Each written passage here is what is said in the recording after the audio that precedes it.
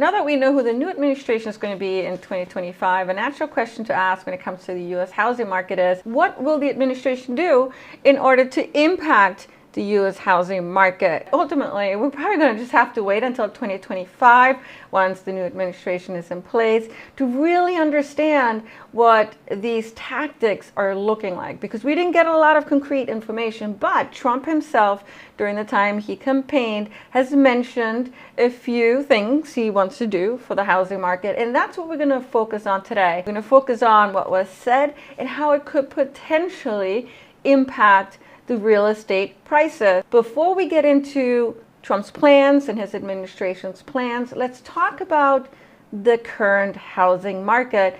And we're going to look at data, right? Because that's going to help us get our bearings here. Now, I find it interesting that there's a lot of YouTube videos out there for the last 4 years that have said that the U.S. housing market is crashing. And then what they do is, in order to support that claim, they'll show one city, maybe one state, where prices are actually down when U.S. housing market in totality, prices when compared to year over year, are actually up. And so if somebody is saying the U.S. housing market is crashing, you're going to have to look at U.S. housing market data. So you can't cherry pick, and that's what's happening right now. Looking at the U.S. median sales price for October versus same time last year, it's actually up by almost 4%, and this is based on Realtor.com information. And this is the S&P CoreLogic Case-Shiller U.S. National Home Price Index, and look at this. From 2020, prices are just going up. So I'm going to say here that the market overall in the U.S. has not crashed. Okay, inventory certainly has come up. It's now at about 4.2 months versus same time last year it was at 3.6 months. So yes, more inventory is piling up. It's taking far longer for homes to sell. But then again, we have to realize that the activity back 2 years ago wasn't normal. And I always say, if we look at the health of a market, it's so important to compare it to the pre-pandemic days. So go back to 2019, 2018, when it comes to inventory, time on the market. Just to have a better gauge on the health of a market, we must look at the information prior to the virus hitting the US and pretty much everywhere else in the globe and putting things into just a craziness type of environment. It just doesn't make sense to compare it to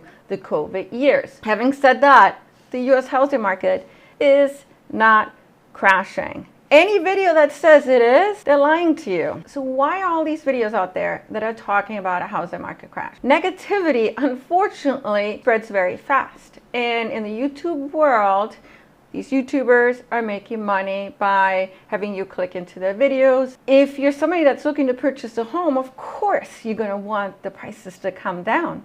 That's what you're going to want to listen to. They're just feeding this negative narrative that just hasn't come true over the last 4 years. That's not to say it can't come true, but it hasn't thus far. At the end of the summer, prices typically always come down, and that's when a lot of YouTubers will say, oh, the prices are coming down, the market is crashing, here is proof, when in fact it does it pretty much every year. If we're saying the U.S. housing market is not crashing, that doesn't mean that certain local areas aren't crashing. They could, absolutely. And that's why it's so important that you have to get local data. And the best example I can give you is if you're looking at the S&P 500, right? The S&P 500 could be up, but there could be stocks in there that are actually down. But in totality, the S&P 500 is doing pretty well. The same with the U.S. housing market. The U.S. housing market is doing pretty well. There will be certain pockets in the U.S. where the housing market is going to be down. Before we talk about the Trump administration and plans for the housing market, I'm just going to pull up this PowerPoint presentation. I actually did this back in September, and it's a roundup of all the projections for 2025 when it comes to home price predictions.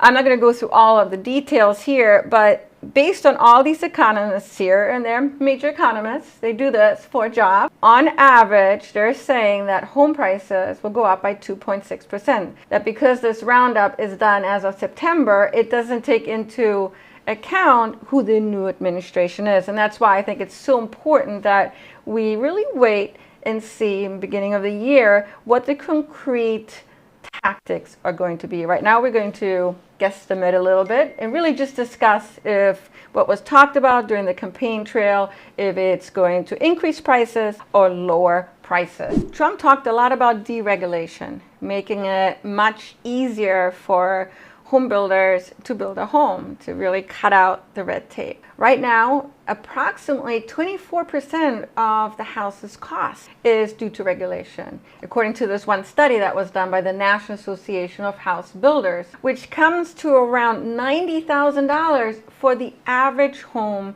in the U.S. That's a lot of money. If you cut out $90,000, or maybe even just half of that, it'll make an average home, which is priced around $400,000, $450,000, way more affordable. How will the Trump administration achieve this? We just don't know yet. And that's why I'm saying we're just going to have to wait a bit longer to really understand what the concrete plans are going to be. But I want to make sure that you can keep certain points here in mind so that when you're reading news articles, you know, oh yeah, that's one of the ones that can either increase prices or decrease prices. Trump also talked about opening up federal land so that more homes could be built up. And this is really important, more so for, say, California. If you open up federal land in, say, California, supply goes up, that'll absolutely push down the prices. But where exactly the federal land is that Trump is talking about,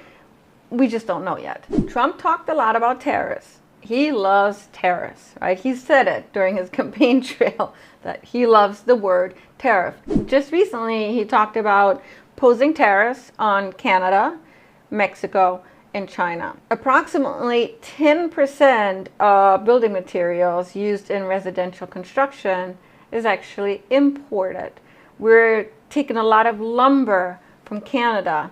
So if in fact tariffs are being posed on these countries, I question if he's just using the tariffs as kind of a negotiation tool to getting countries to help mitigate immigration, for example. But let's just assume that these tariffs actually do get passed, whether it's 20% or 25%, 30%. These imported products from those countries where we're posing tariffs on are going to become more expensive because who pays for them are going to be the consumer. In the case of building materials, the cost increases is going to be passed on to the buyer. So when it comes to tariffs, that is more likely than not going to increase prices. Without getting into the details here, but if we look at tax policies and deductions, it comes to the middle income families. They're not finding it very affordable to purchase a home, but if they're left with a lower net tax rate, right, they're going to be left with also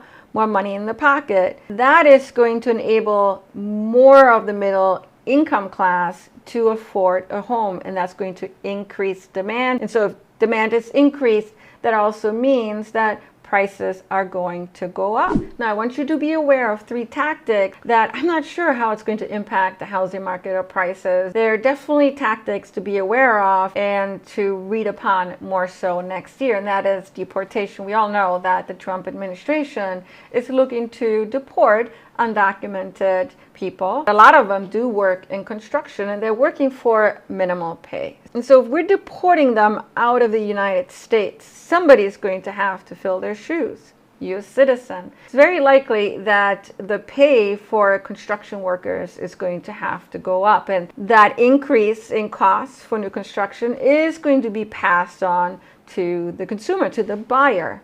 But now, here's the other part. The administration is saying that a lot of these undocumented people are putting pressure on the housing market demand, and that's why prices have come up. Now, I've looked at research papers. I couldn't really quantify what that effect is on demand and home prices, and so we'll have to see what the relationship is between undocumented people not working in construction anymore because they've now been shipped out of the United States versus having freed up some of the demand because there's less people for the housing market. It's likely that mortgage rates in 2025 won't fluctuate that much anymore. Based on a few articles I'm reading, is that mortgage rates are going to be fairly streamlined as to what they are right now. And it's partially because of the administrations and their pro-business policies. Stock market is probably continuing to go up. Typically, the bonds traditionally fall when the stock market is up. And so with lower bond rates comes higher yields, and that is very likely to increase the mortgage rates. And so the projection right now that I'm seeing for 2025 is estimated 6.8%. for the 30-year fix. But again, when it comes to mortgage interest rates, as we've learned over the last few years, it could very well not pan out the way it's forecasted, but it's something to keep your eye on. And then thirdly is Doge. So Elon Musk and Vivek are spearheading the assignment of eliminating government bureaucracy. And I think it's actually a good idea as long as the right cuts are being made. Not the wrong cuts, but the right ones that are actually helping the U.S. citizens. Now, according to Elon, he's saying that he could cut at least $2 trillion of federal spending. Make no mistake, it's going to impact how much money you're going to be bringing home, expenses, savings, As you can tell from these tactics, some of them will actually increase demand and likely prices. Some of these tactics will increase supply and really likely that prices will come down. How it's all going to work out when we look at the net effect, we just don't know yet. But once we have concrete information of what these strategies really look like, then I do believe that economists who are very good at building out forecasting models, that they'll have a much better idea of what the future of the housing market under the Trump administration is going to look like. Thank you so much for watching today. I always appreciate it when you guys do. You can do me a favor, and that is like this video, subscribe to this channel for realistic information. Also, let me know what you think is going to happen in 2025. What will the Trump administration do in terms of the housing market? Will they assist the demand side, the supply side? Leave us a comment in the comment section. I appreciate you guys. I wish you all the best. Thank you for watching today. Take care.